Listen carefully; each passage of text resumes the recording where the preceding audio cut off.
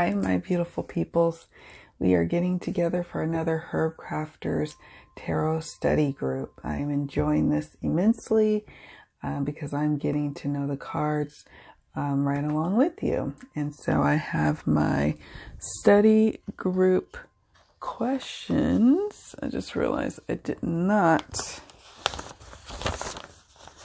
post them like I wanted to. Tarot group. There. Nope, that's not it. Is this it? Yes, it is. Sorry. Let's put this up there. Okay, so we're ready. Sorry about that. I had to post my questions up so I can see them. I have 4 questions that are being used across the board for each set of cards that we're using. Right now we're looking at the Lovers, and the Lovers card, let's look at the traditional Rider-Waite-Smith deck. This is the Centennial, the Smith-Waite Tarot Deck Centennial Edition, and I always like to consult, the Rider-Waite-Smith, because that is my home base tarot system, and it just kind of helps ground my understanding of a card's meaning when it starts to branch out into something else, such as the Herbcrafter's tarot. So then I look at the Herbcrafter's tarot, and they have Hawthorn in various stages of bloom here in these 2 little thorny reefs.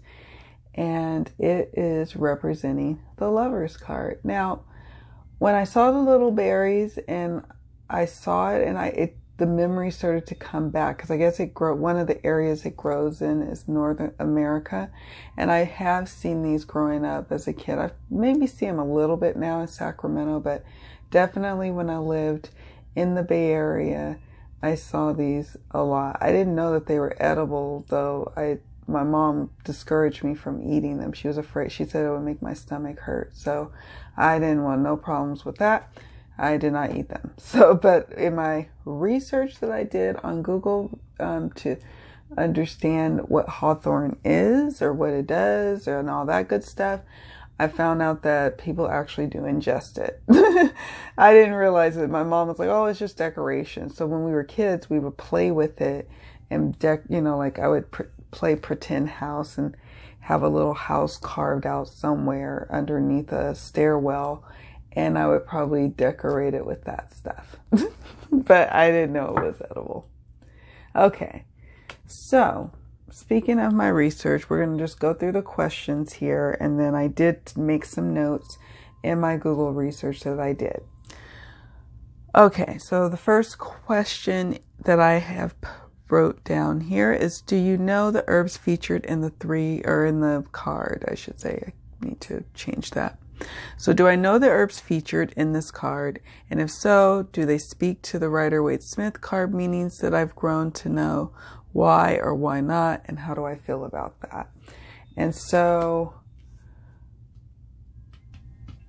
what we'll do here is I'm going to first read to you some of my notes that I jotted down in my Google search. So Hawthorn is used for diseases of the heart and blood vessels. It treats conditions such as congestive heart failure, chest pain, irregular heartbeats. It also treats blood pressure issues, whether you have high or low blood pressure. It can treat hardening of the arteries, can be used for anxiety as well as kidney issues. The Hawthorn tree is a symbol of love. According to a website called Gaia Herbs, the Hawthorn, let's see, what is it called? Hawthorn here. It says it could be a tonic for the heart. You can create a tonic for the heart, and you can use Hawthorn for emotional and physical healing, or for the emotional and physical heart. It is, Hawthorn is a protector of emotional boundaries and supports during loss and transition. And so I was like, oh wow, that's quite beautiful. And then we look at, I dropped my guidebooks here. We'll look at the centennial with the, with the lovers. I'm just going to look at the little white book here and read the little message. It's very short. Very, very short for the lovers out of all of the majors. It's super short. It says, attraction, love, beauty, trials, overcome, and in the reverse, failure, foolish design. So that very, very generic of the lovers. And then we'll look at the Herbcrafter's Juicy Guidebook. And before we go into this, I'm going to answer my question. So just based on my own little research about the hawthorn plant or tree, I think it does speak to the Rider-Waite-Smith, or the Rider, how do they call it? Sorry. The Smith-Waite. Like, what's going on? So I think it does speak to the RWS in terms of a coupling here, a companionship, a coming togetherness that we have with these two intertwining here, and treating conditions of the heart. I thought that was interesting. Matters of the heart deals, the lovers deals with that. And so I love that this is also in various stages of growth and development. Love can be in various stages of growth and development as well. The relationship. People could be in different places, having to choose, not necessarily, well, obviously the Lover's card is about choice, but one person could be not as far along as the other. Maybe one person's love is more in full bloom than the other. And the hawthorn, here's some kind of key phrase or key sentences. It says, dance with the beloved, desire in spring becomes sustenance in fall. See the different cycles here. Love blossoms, love wounds, love heals. And you see the thorns, right? That represents the love, sometimes wounds and hurts us. And then over time it heals. It says, two hawthorn crowns lie on a delicate light green satin cloth. The crown above is covered in small fragrant white flowers. The crown below is full of tiny bright red berries. The stems of each lead to piercing thorns. The crowns woven together form a vesica piscis. The mandorla-shaped space where the reefs overlap is the place where potential lives, where magic is created, where love dwells. Give life to the fruits of divine union. Hawthorn opens the heart and ignites passion. Berries emerge from pollinated flowers, a partnership that feeds the bee and the tree. Relationships based on shared desires lead to sweet rewards. Take only what is yours, only what fills you with joy. If you pick too many flowers in the spring, the tree will yield little fruit in the fall. When making a choice, trust your heart. Though the thorns can be menacing, they can also be protective. And creating with the lovers, they have some little rituals here. You can create a hawthorn flower and berry elixir. Drink it to welcome the beloved into your heart. Or you could pause to watch bees pollinating flowers and reflect on the magic of desire in your journal. Or you could visit a hawthorn tree. Hang your wounds on the thorns. Make a crown for your head. Taste the berries or flowers. Dance around the tree. And wow, I love that. I really do love this as the Lover's card when you think about it. So is there anything else to consider when we're looking at the Lover's card with the Herbcrafter's Tarot. Is there anything else to consider? Oh, and don't forget about the sex, the intertwining here. That yes, sex is affecting the relationship when we're talking about the lovers. That there could be, yes, there's two here. But there could be an outside influence as well. That's not so much picked up in this depiction of the lovers. And that's a little frustrating, I think, because, I don't know, it's just a little frustrating. I don't know how you would show the third party in this instance. Maybe the thorns. I don't know. But that is kind of missing there. But I just like to sometimes throw down an oracle card to kind of help us understand the card at hand. So if you watch some of the prior Herbcrafter's Tarot videos that we've been doing, you'll see that I may throw down some oracle cards to help really deepen our understanding of the card meaning. Separation. Sometimes with the card in reverse, especially when you look at the traditional RWS,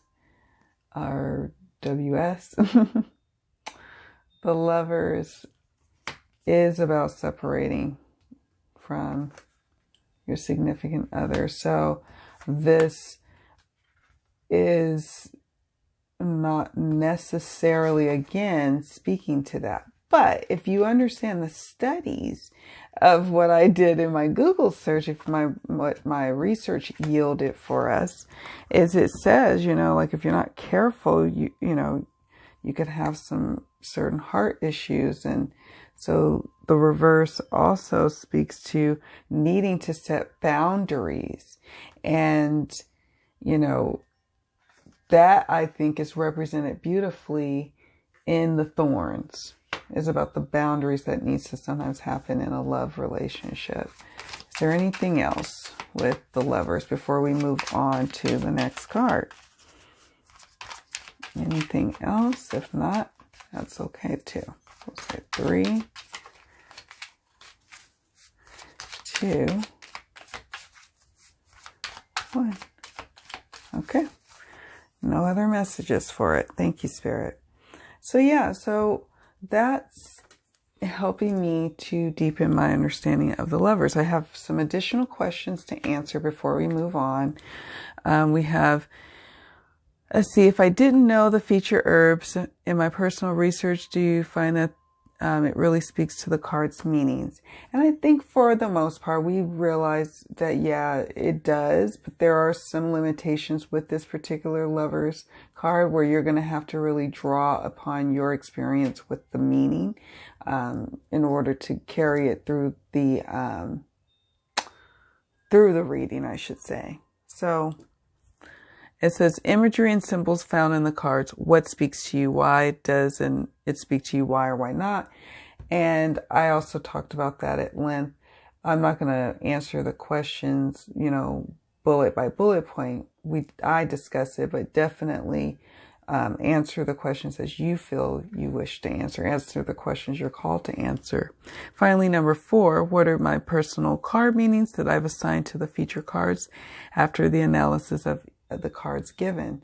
And I would say, definitely this card is about choices. This is also about companionship, coming together, a union, a cycle of love, a cycle of being in love, a cycle of having love kind of ebb and flow, going through its growth periods, through its early stages of spring all the way to the winter, where so it also involves sex. The card could represent something to do with sex. In the reverse, it could represent some sort of separation. It also represents some sort of need to set boundaries and have boundaries adhered to. And the thorns really speak to me about that. And also, I love the that there is, you know, little blossoms, and then we have the full bloom, little berries. So yeah, I still really love it, despite not being able to see like a third party per se, or the fact that you are having to make choices. But if you understand the Waite-Smith tarot system, then you can, or also if you are more Thoth based, then you can definitely navigate your way through with this Lovers card.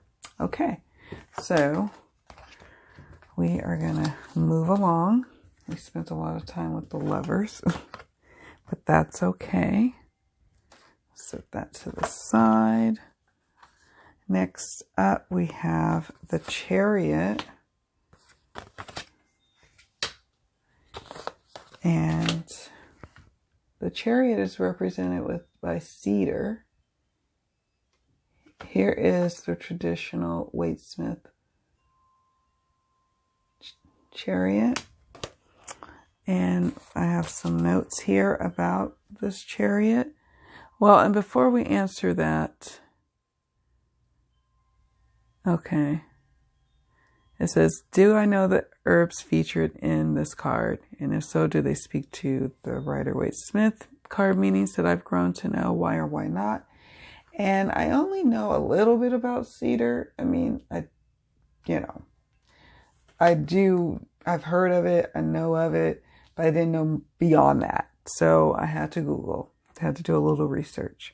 It says here that the cedar can treat fever, sore throats, coughs, colds, bronchitis, pneumonia, tuberculosis, diarrhea, menstrual disorders, fungal skin infections such as ringworms. It can treat arthritis, toothaches, sore muscles, bladder irritation, and vaginitis. And cedar is known as the tree of life by the First Nations, and because it's known as the tree of life because it provides so many uses. And cedar is associated with prayer, healing, dreams, protection against disease. And that really spoke to me about my understanding of the Chariot, is about the will, about the ability to manifest and affect change, and things happen rapidly. In that instance, maybe perhaps cedar grows fast. I'm not sure, but perhaps it does. Maybe that's another component to it, because that's something that's a component to the traditional Waite-Smith Chariot. It's kind of a faster moving energy here. What I also found interesting is that the things that cedar treats is something that could be typically kind of fast moving. For example, a cold kind of takes on and takes over. It has a will of its own, and it kind of moves fast. And so the Chariot or the cedar needs to come in and help heal that quickly. And it can do that. When you unleash its beautiful, powerful medicinal abilities onto it. Same thing with pneumonia. When it comes on quick, such as diarrhea. A lot of the things, like I said, that it's treating is things that, are kind of fast moving. And so it has to, in turn, be fast moving and effective as well. And so that, I really liked that when I thought about the meaning against what we know about the traditional Chariot. And if we look at the little white book for Chariot, let's see. I don't know what this is. A succor? Is that like success? I don't know. Providence, also war, triumph, presumption, vengeance, trouble, reverse, riot, quarrel, dispute, litigation, and defeat. Okay. And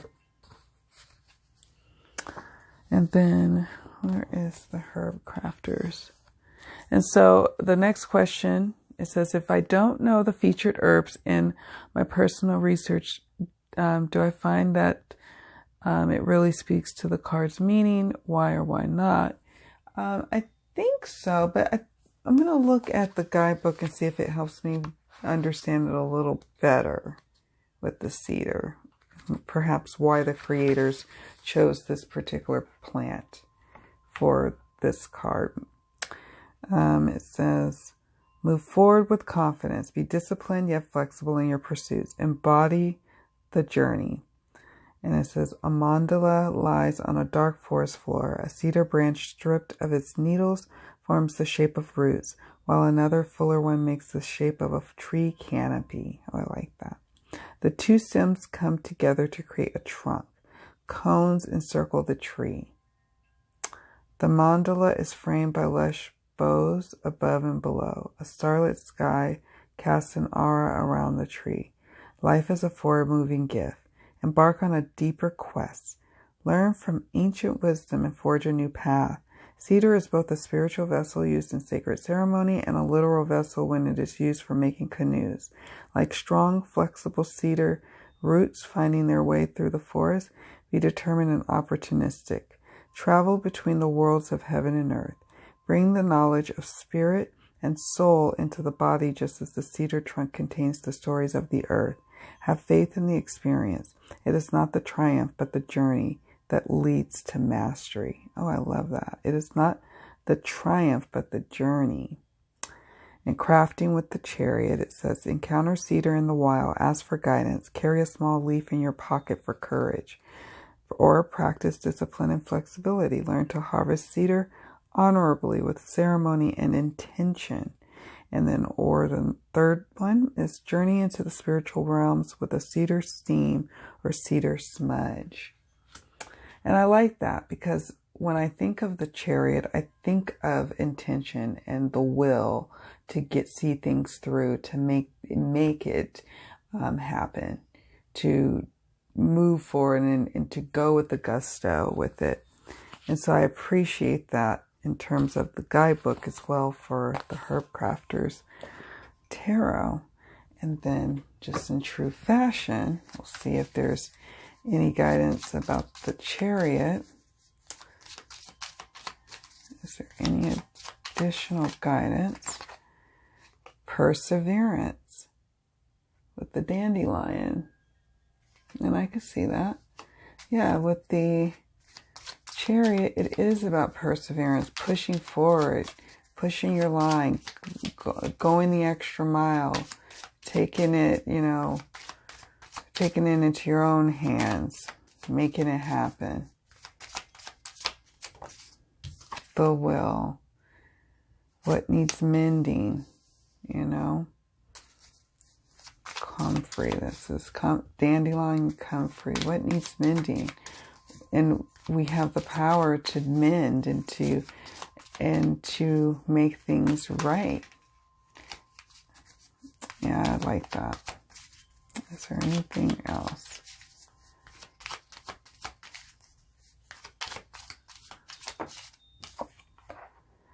Defying gravity. Yes, I would definitely say that the chariot is about defying gravity. And what I also like too is with the mandala and, in that spiritual sense as well, coming into the card's meaning with the Herbcrafters Tarot. And so I appreciate that as well. So yeah, I'm not going to linger too much with the chariot, but yeah, we'll finish the questions and then move on to the next one. It says imagery and symbols found in the cards. What speaks to me, why, and what doesn't speak to me, why. What speaks to me, like I mentioned before, is the mandala and it bringing in that spiritual element here. And then also the two connecting and making a trunk where it could be, roots and then the tree branches, or it could be a root system. It could represent maybe a different season when you look at it this way, right? It could be, this is the winter time and, you don't know what's going on underneath the surface here with this intricate root system. Everything may seem kind of fallow and empty and barren, up top, but really there's a lot going on, a lot of intention. And then you move into springtime and summertime and the bounty of all the hard work that was going on during the winter underneath the ground, what we couldn't see, growing and strengthening, has now blossomed in spring and summer. And so I just love that. I don't know, it just kind of instantly spoke to me just now with looking at everything here. Okay. So now we are moving on to, last but not least, strength. I'm going to put this one over here. We've got strength with garlic. Love garlic.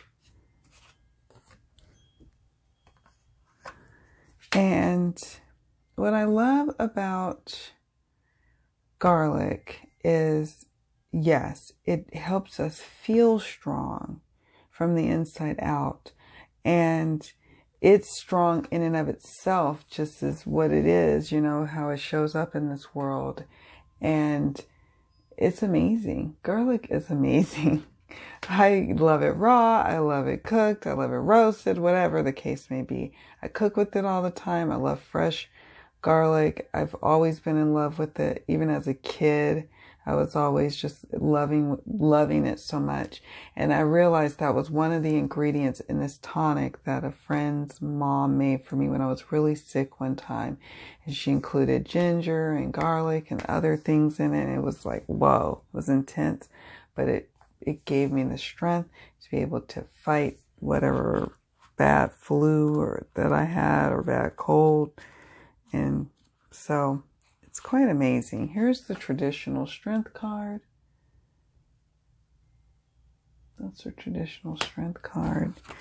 And I forgot to mention that I don't always go through every single question that I pose up there, because I pose those questions for those watching, and I'm kind of already discussing what's found in the questions. So that's why it may seem like, oh, did you skip questions? No, I intentionally do that. And in the past videos, I did the same for some time's sake as well.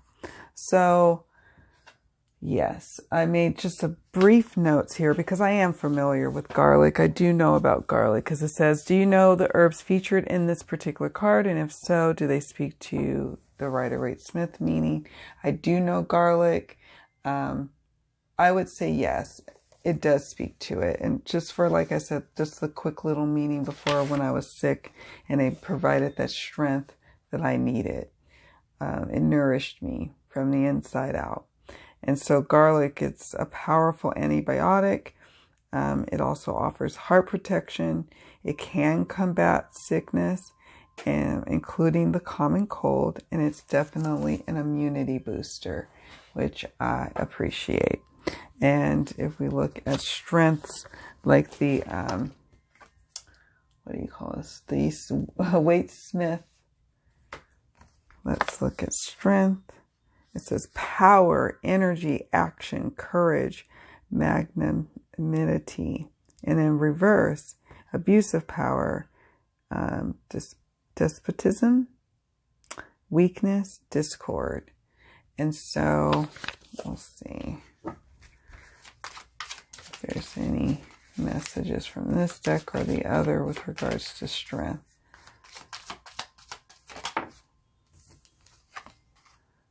Tough love, lavender. Okay. What needs mending? That came up again.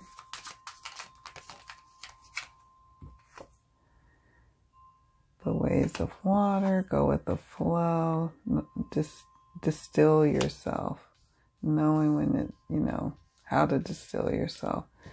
Interesting. I'm going to move these and then look at the other deck as well, because you can look at the strength cards meaning as it relates to different areas, your general life, your love life. So in terms of love, spirit, religious factors at play, can you give us some additional insights about the strength with the garlic card? We got religious factors at play, free yourself, and reconciliation. Yeah. I could see that. Having the strength of mind to be able to reconcile, be able to forgive, and to ask for forgiveness. Definitely shows up with the traditional strength. And garlic, I find it, we're going to look at the Herbcrafter's Guidebook in a moment because I'm curious to see what is said there. But I love what's coming up with the Oracle cards. Religious factors at play. Oftentimes that is where we draw our strength from for many of us. Others, it could be that we had to hang up our religion and be strong to do that. Freeing yourself, having the strength, the inner strength to be able to do that, to be able to walk away from something, to get rid of the bondage in your life, or to be able, like I said, to forgive and forget. We'll look quickly here at the reconciliation card, or not reconciliation, sorry guys, I'm going off on a tangent. Okay. Lead with a bold, kind heart. Gentle healing builds resilience. Power sweetened is strength unmatched. A braided cluster of purple garlic rests on a cloth made of natural fibers. Roses from a nearby vase begin to dry and petals have fallen on the table. Golden liquid seeps from a heart-shaped honeycomb onto the wooden board. Greenscapes fold into their lemniscate shape, surrounding a pot of garlic cloves submerged in honey. Courage dwells in the soft spirit. Meet adversity with inner fire. Garlic strengthens the heart and increases stamina. You have the power to persevere. Cultivate reliable habits that enhance vitality. Planting garlic around the roots of roses strengthens the leaves, encouraging more flowers to bloom. I love that. Cooking with garlic daily boosts the immune system, protecting against illness. Drinking garlic tea heats up the body, igniting passion. Step into your power, but remember, a compassionate approach is powerful. Oh, I love that. Adding honey to garlic tames the medicine, making it more effective and palatable. That's true. Embrace both the gentle and the wild within. Crafting with strength. Wear a garlic amulet to remind you to be bold. Let it hang just over your heart. Cook meals rich with garlic to strengthen your body and prepare for difficult times ahead. Or sweeten intensity and conflict. Make immune-boosting garlic honey. Take it before a challenging encounter. Oh, so beautiful. I love that. I love anchoring our understanding of the garlic card. Of that, because it really, it just helps to round out our understanding when we don't know necessarily what to draw from. Your oracle can be your friend in readings for sure. Let's see. Imagery or symbols found in the card. What speaks to me, why, and what doesn't speak to me and why. Definitely, I love when they had this braided mass of garlic. I can't even think. The honeycomb with the honey on the cutting board, and it just, all of the colors, the rich colors, the royal purple, it's just gorgeous. Gorgeous. It's just simply gorgeous. We know that garlic is like a strong, it's like in terms of all the senses, it like touch is strong, smell strong, taste small, just everything, all consuming, strong, strong, strong. So it makes sense that it shows up in this particular way, in this the particular depiction.